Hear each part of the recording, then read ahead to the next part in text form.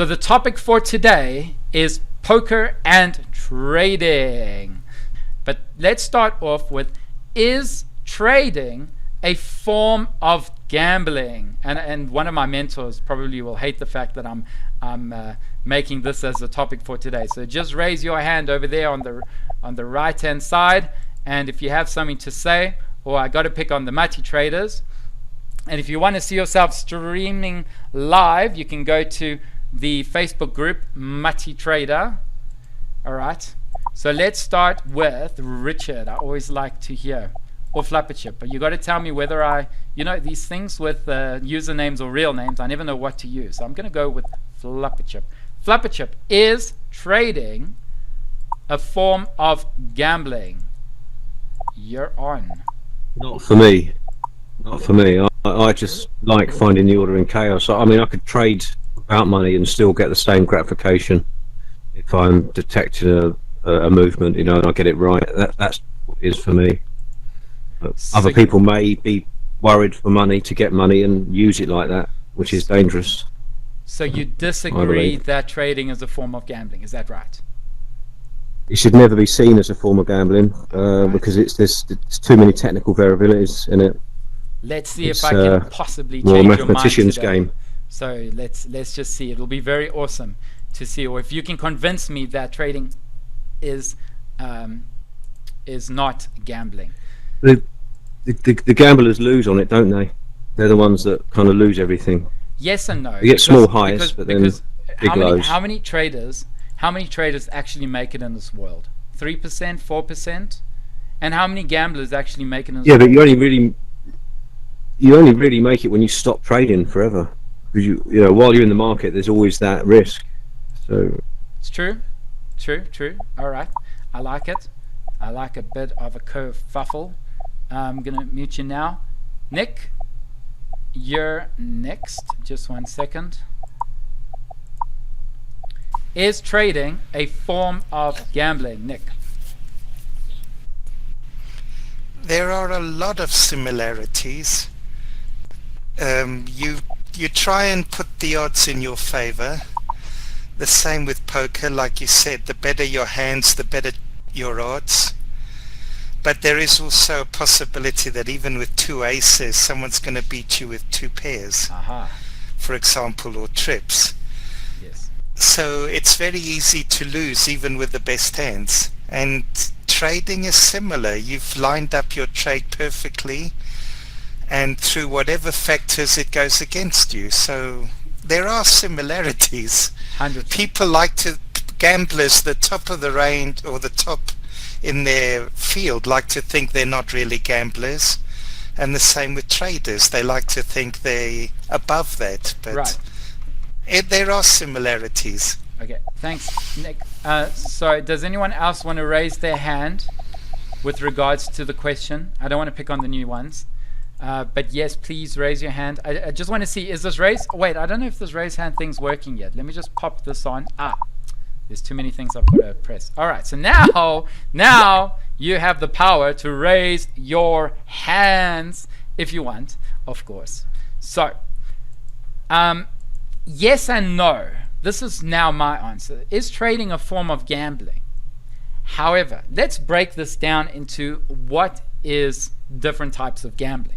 You get gambling where you can go to slot machines and you pull on that lever, and then it's just the luck of the spin of whether you're going to achieve something. Correct?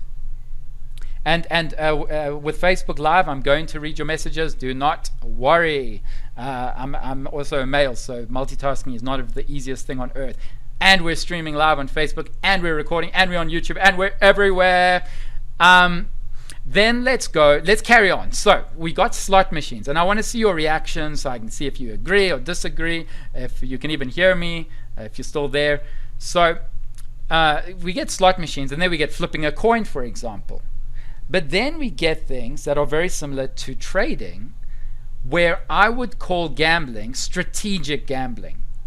So gambling is where it's the luck of the spin, the luck of the flip a coin, where you are praying and you are hoping for the outcome without any specific strategy. I mean, you don't get on you don't get on the news that there's a professional slots player.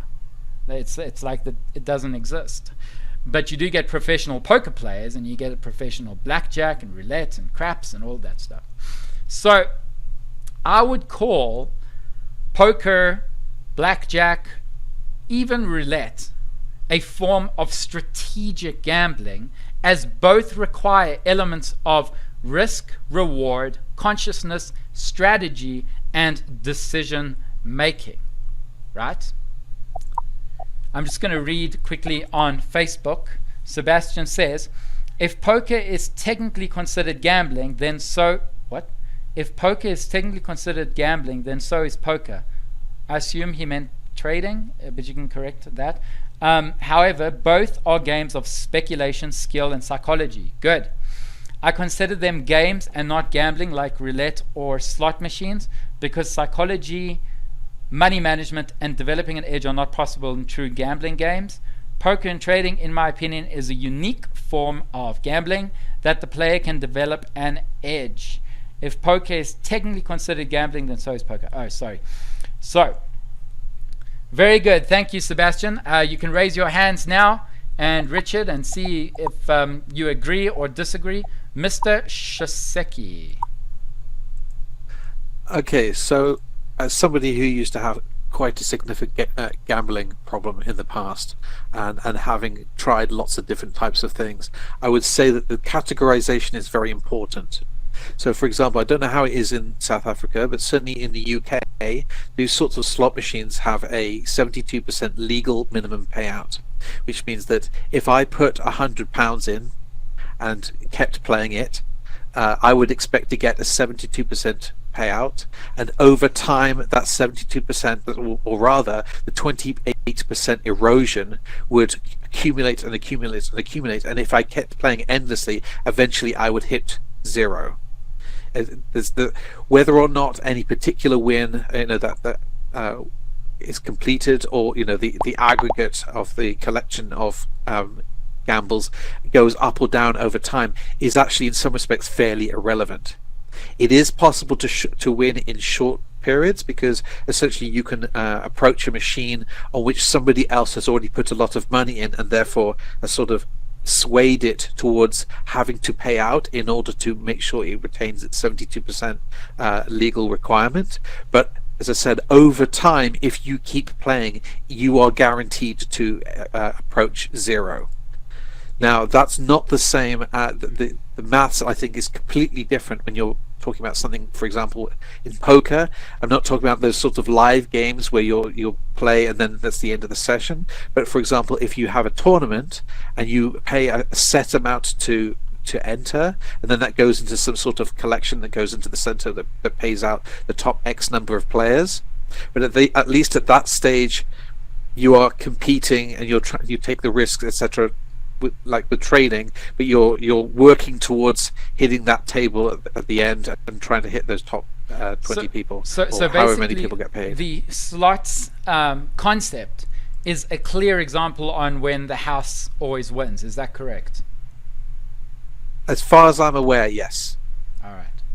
Good. The only way you can win as a slots player is if somebody else comes in, because there's an internal sort of a counter that says, oh, wait a minute, I've taken in £100, but I've only paid out £50 so much. I'm supposed to maintain that 72% legal requirement. That means I'm actually off, and that means that I need to, over time, I need to pay out a little bit more in order to reset. Okay. So that long term, I always maintain that 72% legal requirement. It doesn't exist in other areas. You'll get, it's called the rake, I think, is in poker. So for example, in casinos, they will take a certain percentage of any action that happens, like 5% rake or whatever it is. The rake, and or so the costs. Over time, yes, yeah, exactly, the cost of using the system, essentially. Yes. But depending on the type of poker, whether you're playing like a tournament or if you're playing for live cash, if you're paying for live cash, at the end you just walk away with your winnings or your losses. But with a tournament, for example, you're playing towards trying to get in that top number of X players. Excellent. Who get paid out. Thank you so much, Shiseki.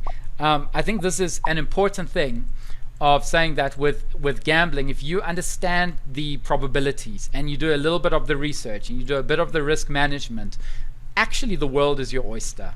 You know, when it comes to form of strategic gambling, and you know, all casinos are not the same. So if you can do the research within the casinos of, for example, the roulette wheel, you do the research of the slot machines, as Shiseki said, as there's the 72%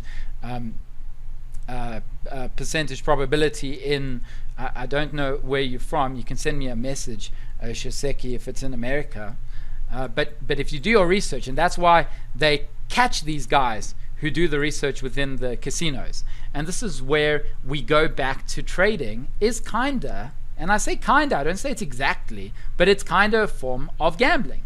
Because you do need the risk, the reward, the strategy, the decision making, the probabilities, and also we can look at the similarities. So I think we got to now just get started with the first part of today. I like how we broke into the first question. And let me just change this message, sorry, wrong one. So the first part, or the first element, is a poker and trading.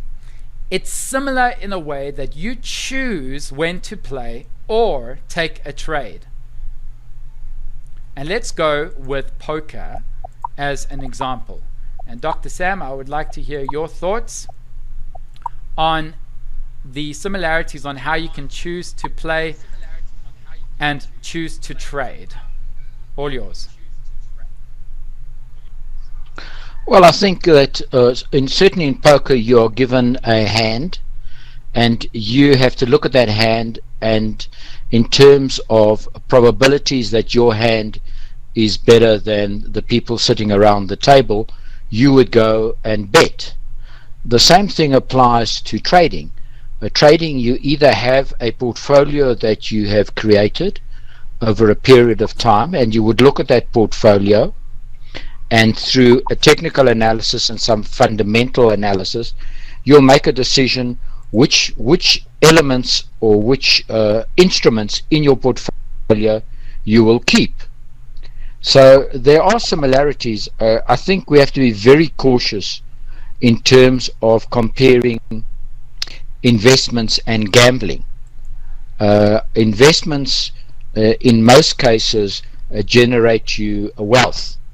Gambling in most cases generates poverty. All right. And that's proven over and over. Let me just stop you there, so because I know you just joined, but basically when I said is trading a form of gambling, I broke it up into two types of gambling. The first type is a slot machine gambling or flipping a coin, where it's all based on chance.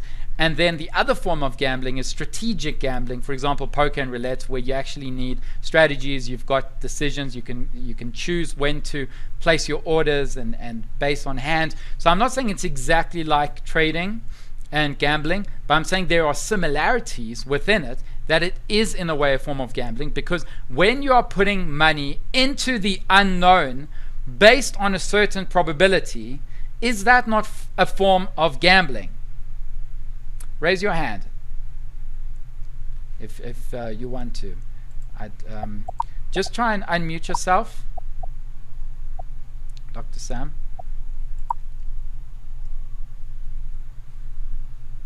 Okay, you can't. All right. So let me just help there. And megaphone is on. Yes. Timon, no, I think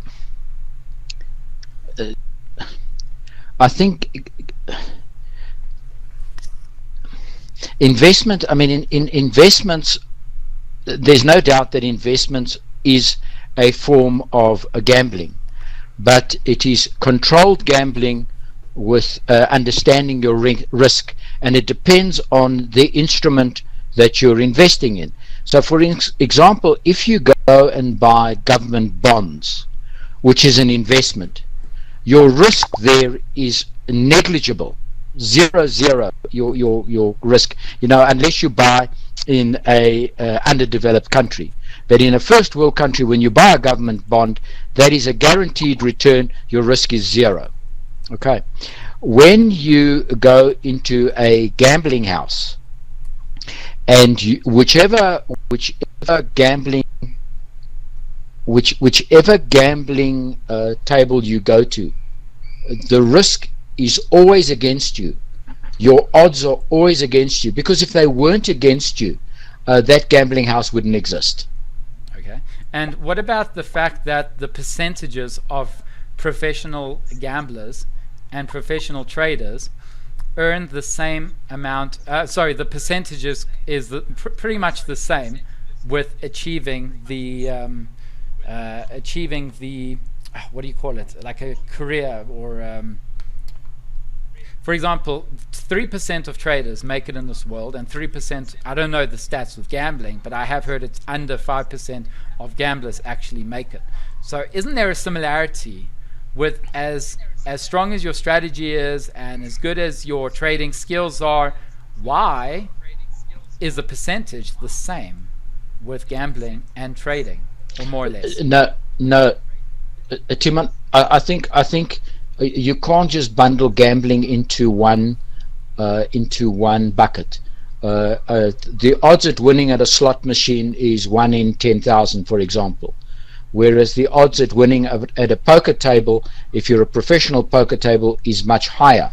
So it depends on what you're gambling, what machine you're doing, and it's exactly like investments. It depends on what instrument you're dealing with. All right. So, but I mean, I don't want to hog this discussion. No, it's fine. As you know, I mean, I'm not a gambler. I don't like gambling. I've seen it destroy members of our family, so I'm anti-gambling. Yeah. But I have an understanding, and I've seen many of our family members go totally bankrupt because of gambling. I think, like, for example, I don't take the sentiment side of gambling and trading, because there are many investors and brokers and even my mentors who've almost committed suicide on the trading side, even though they've been trading for 30, 40 years. And then there's me, who's been trading for 19 years, who have read about these stories. And then same with gamblers. I actually am doing this event because I think I'm ready to start poker. So let's continue. So the first similarity is that we can choose when to play or take a trade. And remember, if you have something to say, raise your hands, or I'm going to start picking on you. Traders and poker players don't play every hand that is dealt to them. With poker, when the hand is dealt, they can choose whether to play the hand based on how strong it is, or they can choose to fold and wait for the next hand. And with trading, we wait for those trading setups. We wait for a good hand. If you say it in that way, we wait for the criteria to line up, and then once it's exactly lined up as we want, we have a higher probability of winning instead of losing. Correct? So that's the first similarity when it comes to trading. And today we're only going through 4. Normally I go through 6, but I think we'll go through 4 because I want to do 2 episodes of poker and trading. The second one is amateurs go the tilt. They go on the emotional roller coaster, which is also another similarity between trading and gambling. So raise your hand if you want to talk a little bit about the emotional roller coaster that traders go on. You know what, Matt the scientist, I have not heard from you today, and I know you like attending these events. How are you, sir? And what are your thoughts? And congratulations. Yeah, I don't want to hear about that. Congratulations on the mug. I'm immune against that. Congratulations on the mug you won. And yeah, the cup you won at the Shark event. Congratulations for not getting eaten. Oh, thank you. Would you like to? Yeah, my girlfriend also won.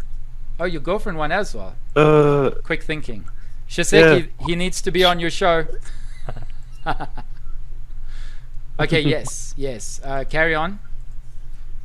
Would you like to say something, Matt, or you can pause? Yeah, pass. Yeah, there are similarities, but I wouldn't put it in one bucket. It's you can. There are slot machines, there is poker, and then there is trading. Trading is the most calculatable, and that's not gambling. It's something else. It's more. So I'm just trying to see here, someone on Facebook, because remember I'm streaming this live, they say that poker is technically considered, oh wait, where is this? It's a unique form of gambling where the player develops an edge. How about that? Any thoughts on that? Okay. Mr. Buddy Dar Marzan, welcome again. Welcome, welcome. Today is all about trading versus gambling. We've gone through the first similarity on how we can choose to play, and gambling is different to strategic gambling. And now we're on the second similarity, which is amateurs go the tilt. And I see people are putting up their hands now. So let's give the megaphone to Nick in ola ya de caso. Faristo. Going on tilt is more for gambling, for gaming, poker, because I don't think it applies so much on trading. You can go on tilt and you can make bad decisions, but in poker it's a lot more emotional. Someone distresses you, they bet against you when they shouldn't have, whereas no one is really betting against you in trading. Right. It's you and your own decisions. It's an impersonal game. So with trading rather than correct. poker. You can actually see their eyes in poker, and you can see that they want to take your money. And with trading, you just blame the market, even though there are people on the other side or the market makers. But notice the term I put there, not just traders go on the tilt, amateurs go on the tilt. And not only amateurs, but also new traders. Because we are brought up in the trading world, we are brought up in life to get good grades, get the best cars, get the best wives or spouses, everything is to win, win, win. And then we get welcomed into trading where losing is inevitable. Losing is part of winning. And the traders, they go through these learning curves where they stop going through the emotional roller coasters because they've gone through the learning curves. And I think the main driver for trading in the beginning are emotions. I've got to be right. I am not going to lose. I'm going to beat the markets. Then, as you learn how to trade, you realize I actually need to be wrong to make money. And then you start respecting the markets. You stop the psychological way of saying, I'm going to make the market my bitch. I'm going to destroy the market. That all goes away when you say, okay, I've realized that the market can destroy you, and the market can make you lose all of your money and will continue. So let's learn to cooperate with the market and develop an edge with a strategy where I will give you some of my money and you will give me some money too, right? Obviously I'm talking metaphorically and allegorically, but emotions are a main driver which leads to traders losing their cash in their account and poker players losing their chips very quickly. So there is a similarity with that. With poker, you get players who let their emotions take over, where they start betting high. They start feeling superior. They start basing their future decisions based on their past results. Correct? And they enter into an irrational frame of mind where the emotions lead them to losing their chips. And this is obviously when you go in the state of what they say, going the tilt. And with trading, amateurs also tend to act on impulse. They act on gut. They act on instinct. They act on fear. They act on greed. And after they've undergone a losing streak or winning streak, either they feel that they're going to destroy their portfolio or they're going to grow their portfolios to new highs. And this often leads them, when you get to the stage where your emotional state is beyond content, to think of it as uppers and downers. Uppers and downers, where it's like a sine wave. And this often leads to traders taking even more losses. they are losing huge portions of their portfolio. They're holding on to trades longer than they should. They're entering into a mindset of revenge trading. They want to take over and they want to win. So the trick with trading is obviously learn to adapt to the markets, condition yourselves, take away emotions, and enter the contentness where you don't think about your current situation. You don't think about the current trade you're in. You think about the hundreds of trades later. You look at the back tested, forward tested, and real tested results, and then you lead with that. And if you lose money, well, it's part of the game plan. You can see the end result, A to X, right? You can see the X. You're at A. So why would you get upset when you lose a trade when you can see the future in some probabilistic way? Now, I'm not saying that the past results determine the future results, but it gives you a probability, because the markets only move up, down, and sideways, high liquidity, low liquidity, and there's very few variables technically that can change that. You won't see the market moving backwards. You won't see the market moving on a z-axis. So that the advantage is that we base our probabilities on the future. Shiseki, your thoughts? I see your hands up. I was actually going to say there's a particular phrase that you used then which made me realize that actually this is a difference here, because whereas at an individual level you might say that a poker player or a trader might go on tilt, the fact that some other trader or some other poker player has on tilt doesn't affect the trader, but it does affect the poker player. So for example, if I know that you're on tilt because you've been having a bad run, I can then factor that into my play, whereas you can't do that with a trader. So I'm, as far as I'm aware, like you never go, oh, so and so is having a bad day, therefore that's going to change the way that I trade today. You know, the market, you're only playing against the market, whereas you're taking into consideration the mental state of the other players when you're playing against them at the poker table. And some of the craziest players that I've ever, just watching tournaments, have been somebody can beat somebody else with the weakest hand, but they know because the other person is just bluffing all the time because they're so on tilt. And as far as I'm aware, that I don't think that happens with trading. Maybe it does. I don't know. No. I agree 100%. People begin to personalize the market. They believe that the market is out to get them. So in some ways, it's not about the reacting to a human who is playing a game, but rather reacting to a personalized form where amateur traders believe that there is someone out to get them. There is some spiritual, whatever you want to say it, type of thing that is affecting them. They're either on top of the world. Yes. They're either on top of the world, or they think the world's out to get them. Yes. The point that I was trying to make, though, is that if somebody else in the room here is having a particularly amazing day, or they're not, that doesn't change the way that I would trade if I was a trader. Right. It wouldn't, but it would potentially change the way that I might play poker against them, because I might suddenly go, that guy's on tilt. He's throwing all in. He's taking stupid, crazy risks. I'm now going to take advantage of that. I will. Like, does that exist in trading? Yes, it does, and I'll tell you how. It's very interesting. So about 11 years ago, I was working at this brokerage firm where there were guys doing high-frequency trades.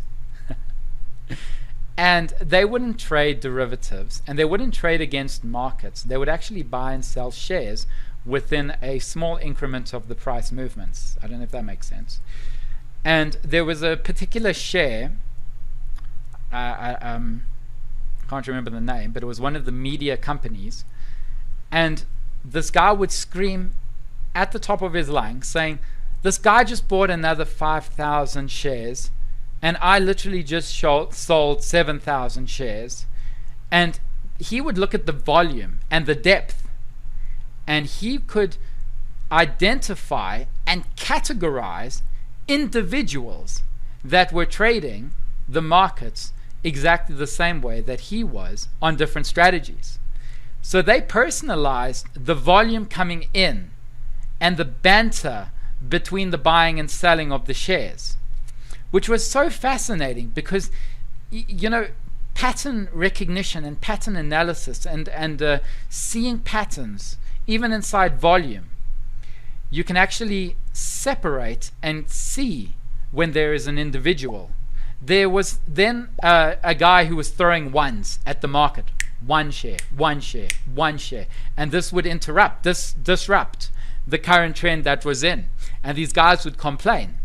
So I've seen guys go the tilt on the markets and blaming individual. I mean, even though they didn't know their name or know what their faces are, they could see exactly that it was individuals that were doing that. Now things have changed with derivatives that have entered into the market.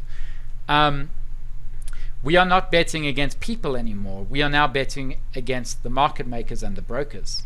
The brokers are taking the positions. They are taking the positions against us willingly, without any qualm. And that's how it works. So I'm just getting some Facebook. So right, market profile reads finding the tilt. All right, thank you, Sebastian. You can keep asking your questions live on Facebook.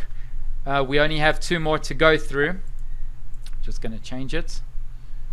The third one is that professionals lose a lot.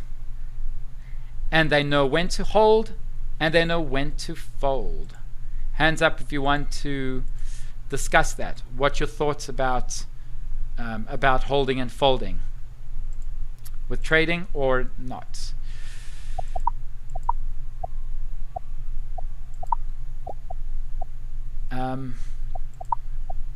Flapperchip, thoughts?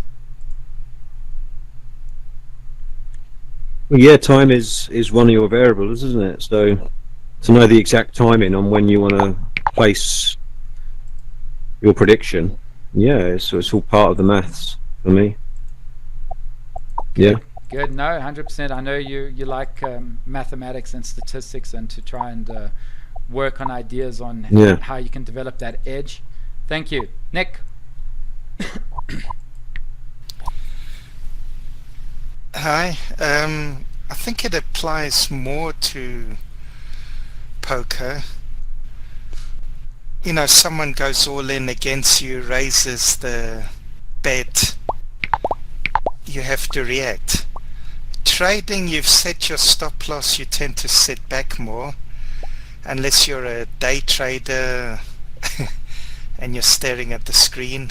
But, you know, it's the market that goes against you, and you're prepared for that, more so than gambling, than poker. Thanks, Nick. You had got me nodding the whole time. I agree 100% that I was saying to Shiseki and the team that when I play poker, I fold 93% of the time. And apparently I'm a nitty trader. I don't like that term, but I'll take it. I'm a nitty trader. Nitpick. I wonder if it goes with nitpicking. And with trading, based on the strategy, you have a higher chance at winning based on the strategy. So with my multi-trader system, I've had a 62.5% win rate for the last 19 years, and that's stuck. And when I go to a poker game, I'm still going to lose 95% of the time. so far, guys, I am not interested in taking up poker. I just can't see myself winning at this game. So if you can convince me otherwise, because I know how to play, I've done the rules, and I told you I'll always come second or third, but not yet.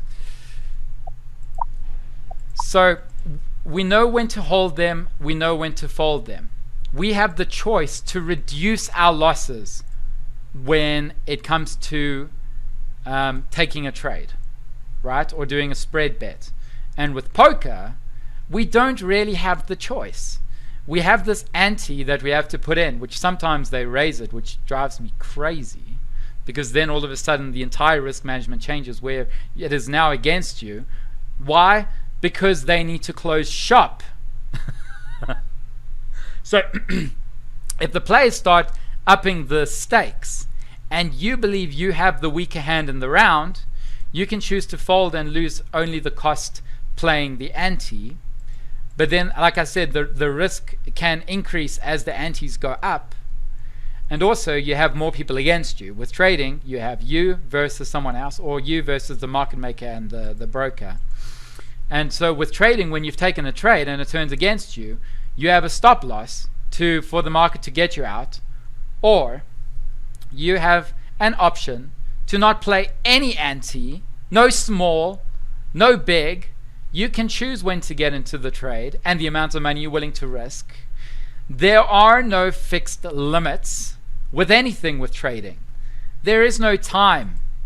And I know at a casino there is no clocks hanging around, but they get you out of that casino very quickly. And they have their ways. And you walk out not only with limited time, but also a limited amount of money, unless you're really a professional or you got some balls. So does anyone have anything to say based on know when to hold or when to fold?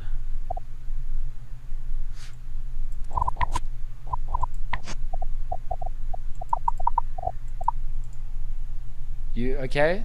Someone here on Facebook says, you have the right statistical understand for poker, Timon. It's just your technical strategy for poker that needs adjusting. You can definitely play poker. Thank you, Sebastian. The trick is I want to play poker and win rather than, have my ego stroked knowing that I'm going to come second and third every time. But then you get those guys with the big kahunas who can just say all in. And in trading, if you hear the term I'm going big or going home, you know this guy's going to lose in a couple of weeks or months. Guaranteed. And when people start talking about money in trading, you know they're going to lose, because it's not about the money making. It's about relative to your portfolio, percentage-wise, over a medium to long term. I guess when you're a poker player, I do understand that you have bad nights and you have good nights. And if you're a professional, you can handle it, where you can close shop and say, lost a bit of money, not too much, try again tomorrow. But you definitely do need that passion to go back. So yeah. The fourth point for today is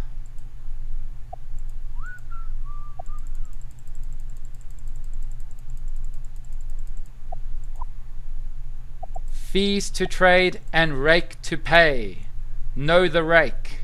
Hands up to those who want to discuss that. Let's see, we have Shiseki.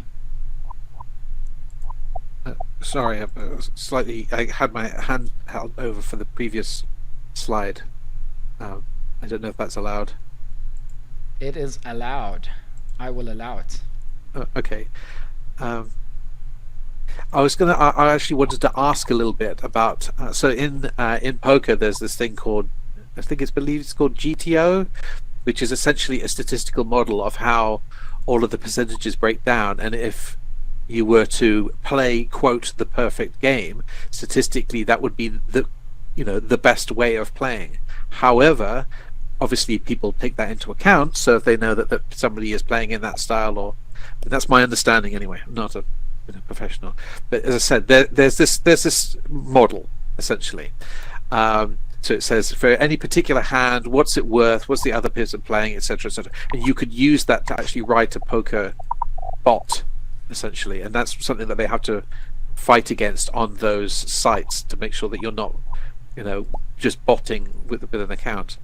I thought, well, if you were going to try and do the equivalent with trading, I mean, you're literally talking about an infinite number of variables, surely. Every single industry is different, every single different, everything. So I don't think there's any comparison there at all. I don't know. Anyway, I just wanted to throw that out, get your opinion. I think you've raised a good point with... See, I like to call it personalities, where with trading, we don't have players in front of us. We have markets. And markets have their own form of personality. So if you go look at how Apple moves compared to gold, compared to the euro, you'll see that there are similar movements within themselves. I like to say there's worlds of proliferations inside the charts that create its personality, it creates its identity, and you get used to it. And either it works for you or it doesn't. And with poker, it's similar to, instead of markets, you now have players that you have to play against. The cards, how do I say it? The cards are the strategies that you use based on the poker rules, the poker hands, and the order of betting. Those are the cards. But the players determine the personalities and the environment that you'll be playing against within those cards. Does that make sense? Yes? No? Show me some. No. All right. So I do think there are quite similarities, but not as much, because when you're in a poker game, you're looking at the strategy and you're playing against the players because you want to win and you want them to lose, respectfully, of course. And with trading, you look at the markets, and I've got maybe, how do I say it? I have about 100 markets that I look at on a daily, not a daily basis, say once every 3 days. And every 3 days, I will look at stocks, indices, currencies, commodities, cryptocurrencies. And within those markets, so for example, stocks, I'll look at the S&P 500. But I don't look at the 500 stocks. I look at only 18. And I don't look at the 30 stocks on the Dow Jones. I only look at the top 11. With the JSE, I look at, which is Johannesburg Stock Exchange in South Africa, I look at the 35 stocks, because 5 of them I've recently put in my shit list, which just don't work with the strategy at all. And it's funny, when you see these stocks every 3-4 days, you start to personalize them. They start to become a part of what you do. And I think as a professional gambler, and I'm happy for those to on Facebook or for you to mention, is that I guess you also get a couple of regulars. And when you have a couple of regulars, you learn to play against them. And remember, you got your strategy, it's within the cards, but the personalities are the poker players that you have. So Sebastian says, if you play 20 tables with 10 players, and at each table online, player personality has less of an effect. Most poker pros make their money this way. Tournaments are televised, are fun games, not the breadwinner for these pros. Interesting. Learning lots. And thank you very much, Sebastian, for your input. I wish you were here in Altspace. It does make all that difference to be here. You're a little bit less distracted, and you're focused more within an event, time and dedication. So if you want help with that, remember in the multi-trader group there is that link that you can click on, and then you can get started and join us in this wonderful world of Altspace.